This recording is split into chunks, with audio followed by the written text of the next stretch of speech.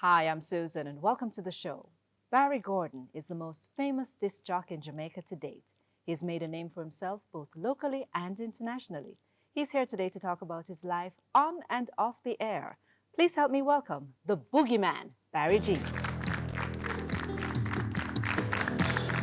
Yes, I BarryG, the Boogieman. Spanning the globe. Point is, it goes without saying, BarryG, you got it. BarryG, the Boogieman. am I supposed to boogie? Well, of course. Show me a step or two. Give me the music. Oops. I guess we didn't prepare for that, but we'll do that in a break. All right. Okay, Barry, you said you're at peace with yourself now. I'm at peace with myself, yes. What does that mean, Barry? Because I've often been misunderstood over the years. You know, there's this hype guy, lippy, quick with words, and my listeners never knew the other side or the other sides. And of course, that's what we're here to talk about today, because we find it very interesting. You had a very public life. What was the private Barry like? I didn't have the private life, and it was a struggle to bob and weave Yes. with that strong public image and finding time to probably sit at a Chinese restaurant and quietly have a meal Yes. or to be with family. And you missed that very much. Yes. Not saying that I objected to the little kids coming over, hi Barry, or the teenagers or the senior citizens who appreciated what I did. How would you describe the stage of your life?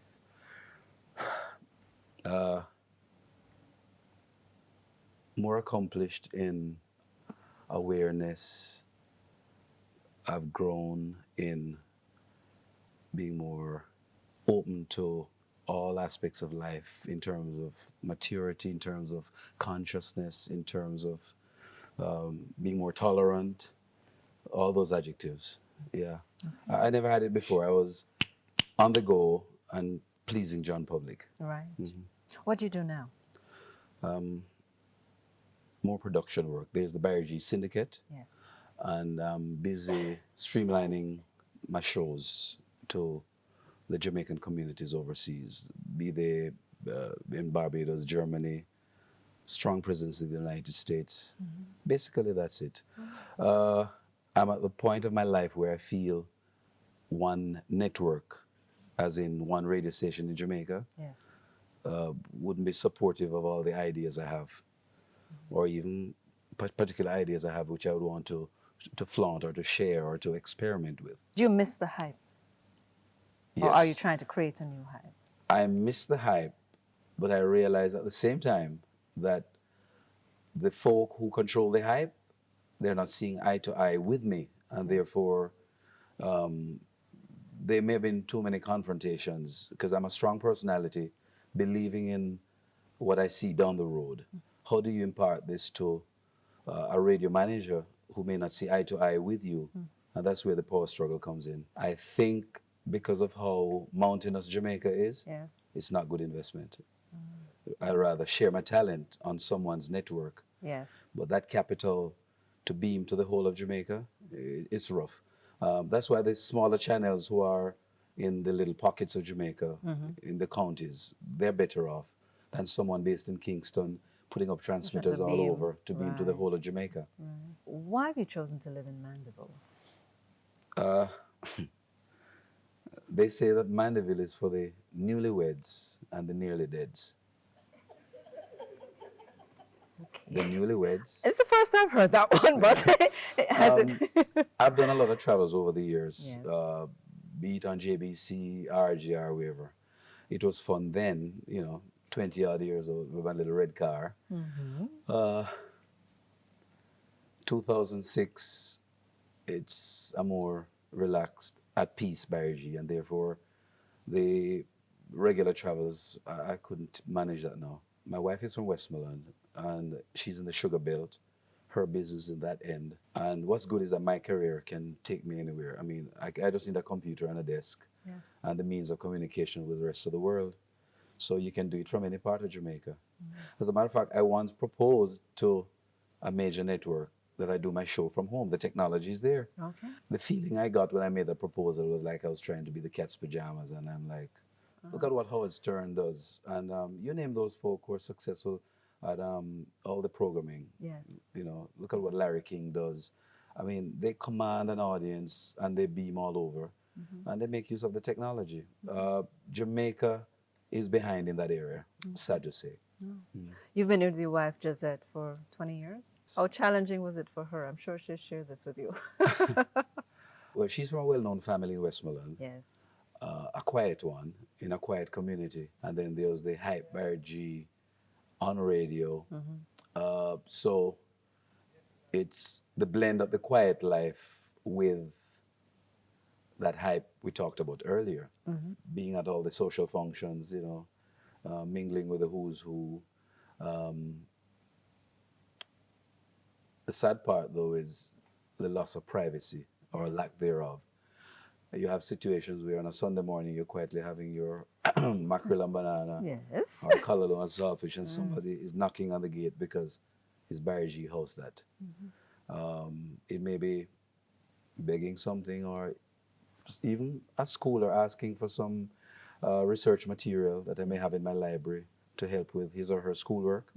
You will get that because they feel you're a part of them, and they may not understand that come Sunday morning, you want a quiet time with your family. They will knock on your gate at any time. And there goes the tolerant level again. You have to understand where they're coming from, although it may be disturbing at times. Tell me about your family.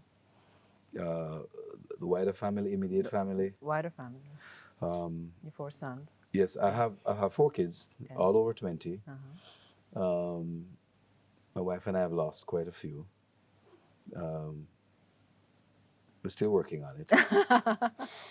I wish I got the chance to relive that aspect of it. Yes. If I had the chance to relive, say, teenage into manhood, I would love to share more with my kids. I didn't grow up with them. That same hype, and they went abroad early. I have one son in Jamaica, though, who feels he shouldn't work because he's BarryG's son. Sorry, he's BarryG's father. Yeah. So this guy feels because he's BarryG's son, I'm supposed to take care of him for life. It's painful sharing it with him, that I can give him the start, I can help him to be molded, but come a certain age, he has to make his decisions, make his mistakes, fall into his own successes. If I can assist him in the way, fine, but I'm sorry, breastfeeding him at 26 doesn't work. Just doesn't want to work. Okay, we take a break. When we come back, BarryG tells us about his early life and how he became Jamaica's #1 disc jock.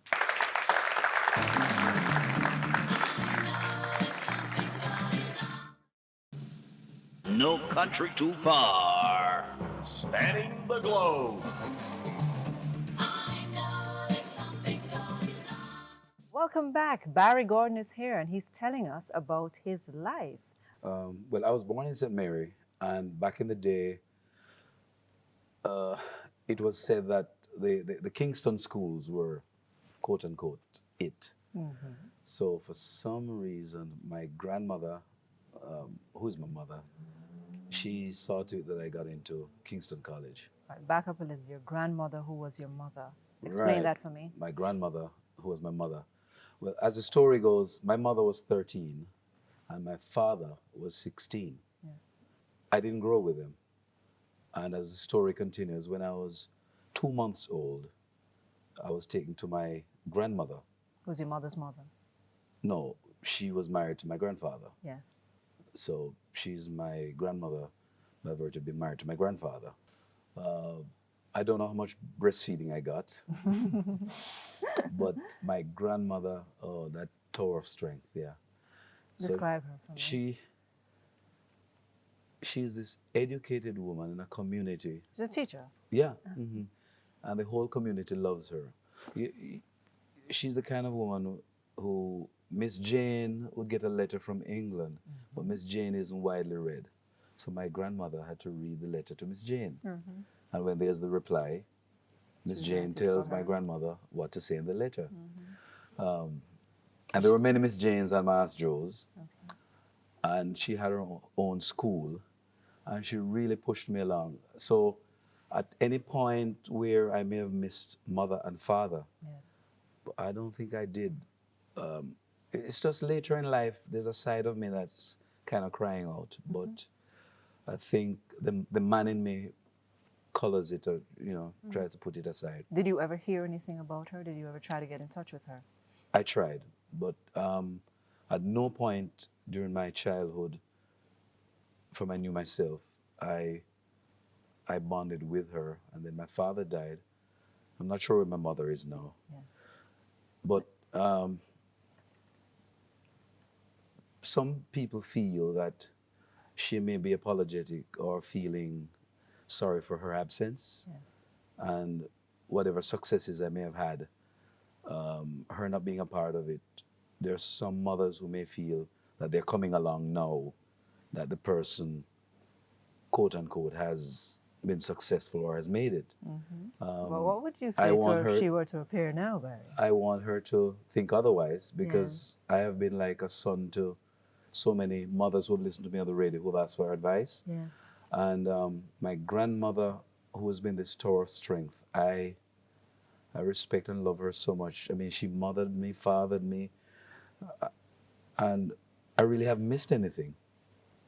But, when the special occasions come around, the Christmases and the Easters, and you see other families, it touches at that time. It does. Okay, so she took you to Kingston College. Yes, and I boarded in Kingston. And by the time I was 17, I knew what I wanted. KC is an interesting place, I'm sure all the Kingston College people will agree with this. You went there too? No, I feel like I did, because I know so many people who did, but describe the experience. It's the strength of, you're always reminded of the successes there. In other words, as an old boy or a past student of KC, you see successes on the walls. You feel it when you go there. So you must achieve. Even if you want to be a delinquent, something pulls you. I don't know if it's Bishop Gibson's spirit or what. And I'm seeing more schools emulating that spirit, and I'm happy for the many old girls and past students of other institutions and old boys, because that camaraderie and that wanting your school to achieve, not at all cost, because I gather schools do bandolo things to be successful in the scholastic affairs and even sport. Now, did you always want to be a disc jockey? Always wanted to be on radio. When I was at KC, the hottest jock on radio was Don Topping, but he went to Cornwall College. However, at the same time, Alan Magnus went to KC, Winston Williams went to KC, Ed Wallace went to KC, the Barnes brothers went to KC. Let me stop there. Yes. And seeing what they were doing and hearing what they were doing inspired you? Inspired me, yes. So how did you enter the media? I remember while I was doing O-levels, going into A-levels, I remember writing to Ralston McKenzie, who was doing the Evening People show at RJR. I recall I was doing the Evening People show on RJR at the time for a number of years, and that starts at 5 until 9 o'clock each Monday through Friday. And every year, religiously, I used to get this letter from a KC student, Barrington Gordon, right? It was a beautifully written letter with a postcard in there, and done up wonderfully and well scripted and so on. And I couldn't miss it, because every now and again I would send a special hello to various listeners who called in or wrote in. But this one, religiously, I made sure that I found the record he asked for, and I played it and read his postcard greeting. Boy, that lady must have been very special, boy, believe me, After he left school, we spoke, and he called me up and said, thanks very much for having looked after his special music and for his special lady. In those days, the broadcasters were well spoken. The delivery was impeccable. I think he always carried that passion for radio as a schoolboy. In dialogue with him earlier, I knew he had that interest, and I always did encourage him to get voice training and all of that sort of thing. And if he had any drama group that he could participate in, I would suggest that he get involved with drama as well, because drama helps in voice training and in a presentation of yourself. I met Barry years before he went into the business. I'm not sure how many, not all that many, but he was at Kingston College, and they were doing the musical Oliver. Barry Davies and a director lady from London had come down to do this production, and they invited some of us oldsters to be part of it. I was Nancy, so I met all these boys. I think originally most of them were in the choir or something, but it was a large cast and thing. And I remember this little fellow, he was so enthusiastic, and everywhere you turned, he was there, sort of thing. So he intrigued me, because I thought, I wonder if it's a real interest in this thing, or he's just a high-spirited person or something. But the production went very well. I never really forgot him. Barry could sing? Yes, well, you couldn't be in the musical if you couldn't sing. BarryG. BarryG. First day I met barrygordon, it was the first day he came into JBC. Fresh out of high school, Kingston College. Came there with a number of other young people. It was in the time when we had the National Youth Service Program. And he came to JBC as one of the NYS workers, along with several others, young men and young women. And I remember all of them. And I remember this little fellow. One of the things I remember about him was he was always so keen to learn. If you left at midnight, you left Barry there. If you came in at 4, Barry was there before you. He was interested in every single thing. The oldsters like Dennis Hall and that sort of person, he was behind them, clock. He wanted to learn everything about recording and editing and putting things together. He would listen to it. He was everywhere. He was under your foot. Yes. That way, but nobody was upset about it because he was so keen. So when years later he became the barrygordon, I was not at all surprised. What was pleasing for me was that he kept working at it. He would work at his reading, his pronunciation. He would look at people and watch people and not just see it, but to pick things from them so he could use it and create this very natural, warm, bubbly person. I thought thoroughly dedicated to what, and he had chosen a career that he was going to stay with. BarryG is here, and he's telling us about some of the personalities he used to work with. We don't see them anymore, hear of them anymore, Barry. Tell me about those persons. Let me start with Diana, right? Listen, I tell you, I want to meet her. No? Yes, you have to sure, make the yes. link for me. She's now. in Florida. Okay. I thought she was misunderstood. She started a program on television. The Diana Wright Show. The Diana Wright Show. And it was happening. I knew her personally. She wasn't trying to be like Oprah Winfrey. Yes. She was trying to do a Jamaican show. She didn't get the support from particularly women. There was always a struggle. Some felt it was her personality. I felt it was her straightforwardness. Yes. Even in hosting a program like this, Dad, I would tell the cameraman, look, it takes all to make the world. So I thought she was misunderstood. And I guess if you talk to her now, if she had to change certain things, she would pull back on her personality. Yes. Marie Garth. Gem of a voice. Oh boy. Her voice. You know, still youthful. She's in Florida as well. And you know, it's funny. When I was on JBC, and there was this thing about the competition. My first challenge was Marie Garth. She was on in the afternoon. Yes. And I knocked her. Henry Stinnett, And the competition got real stiff with Don Henry, Super Don. At that time, we had even an ice cream war.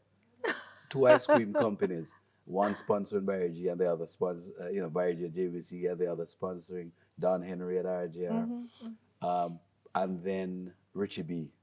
So over that period, you had many afternoon folk who tried to knock me. Dismantle that BarryG. Yeah, man. So it was competitive and it was fun. And off air, we were good buddies, good friends. Yes. People who are no longer on. So Marie's still in Florida. Joan Johnson, I'm thinking of the women now. Joan used to work in the on a Saturday morning on JVC and the evening show. But you know what's frightening? Before I mention the others, how many of the broadcasters have passed on? Yeah. E.T., to me, the most accomplished in delivery as a broadcaster, Errol Thompson. Errol Thompson had people who even hated him listening to him and don't know why they were listening. And I admired when he came from Washington, and there was E.T. from Washington, D.C. He died mysteriously. And to this day, the police haven't, that case is not closed. They haven't told us how he died. Nobody was held responsible. What was the story, though? That he was in Duhaney Park at someone's home. The police saw him, picked him up, didn't know it was E.T., took him to Hunts Bay. When he was at Hunts Bay, police officers realized it was E.T., took him back to Duhaney Park. They found him dead the next morning. That was the story. And we were blaming the police at the time. The story died there. Quite a few times at the anniversary of his death, I brought it up on radio. It's still left there. What did it mean for you losing one of your own? Especially Dennis Hall. Boy, those strong personalities who knew it. Desmond Chambers. Yes. Yeah, that strong Silky voice, getting up every morning. Yeah. It's amazing how he had his problems, but he went to work and delivered. But these, I would want John Public to hear these names, try and remember the command of the language they had, Yes. what they meant to their lives, and try and remember how they conducted their level of broadcasting to what they're hearing. You must compare. You must do a comparison. Well, I can remember the jingle on JBCFM, to the green hills of Walkerswood. Whose voice was that? Free Eye. BarryG. That's Free Eye. And he died in that shootout at Peter Tosh's home. And you know what's funny about that? I should have been there, you know. I should have been there that evening. We were all going to meet towards a tour. I never talked about it. At that time,